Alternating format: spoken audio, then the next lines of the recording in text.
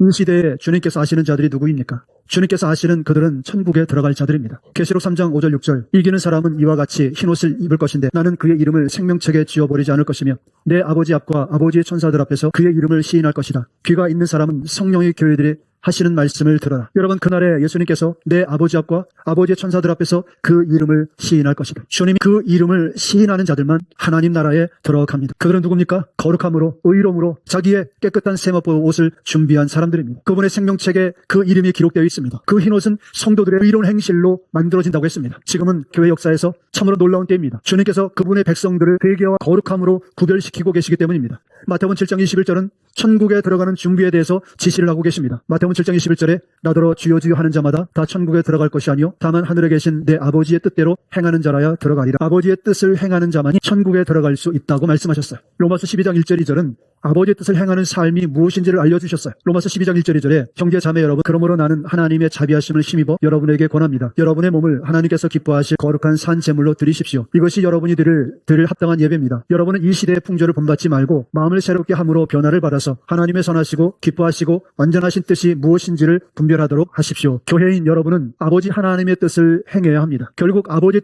뜻은 하나님께서 보내신 예수 그리스도를 주로 영접하고 그리고 믿고 그리고 그의 말에 순종하는 것입니다. 요한복음 6장 28절 29절 그들이 예수께 물었다. 우리가 무엇을 하여야 하나님의 일을 하는 것이 됩니까? 예수께서 그들에게 대답하셨다. 하나님께서 보내신 일을 믿는 것이 곧 하나님의 일이다. 지난주에도 말씀드렸지만 마태복음 5장에 나타난 팔복의 가르침은 하나님의 나라로 들어가는 길에 대한 내용입니다. 여러분이 주님의 영광스럽고 영원한 나라에 들어가기 위해서는 반드시 주님과 함께 십자가의 길을 통과해야 합니다. 이 내용은 세상이 말하는 복됨과 행복에 정반대됩니다. 세상은 가난과 애통과 온유함과 주님을 위해 멸시를 받는 것과 조롱을 당하는 것을 절대 복이라고 말하지 않습니다. 세상은 의로움이 아니라 악에 배고프고 악에 목마릅니다. 그들은 사람들을 긍휼히 여기지 않습니다. 따라서 우리가 예수님의 지시를 따르는 것이 아버지의 뜻이라는 사실을 안다면 이것은 우리에게 큰 지혜가 되는 것입니다. 하나님의 뜻을 아는 것이 지혜입니다. 그러므로 하나님의 뜻은 그의 아들 예수 그리스도를 사랑하고 그를 믿고 그에게 순종하는 것입니다. 할렐루야. 그래서 주 예수를 믿으라, 주 예수를 따르라, 주 예수의 모든 지시에 순종하라. 아버지가 그 아들을 사랑하기 때문이라는 것입니다. 아들에게 순종하지 않는 자 영광의 나라에 들어갈 수 없습니다. 오직 예수 그리스도를 통해서만 하나님의 나라,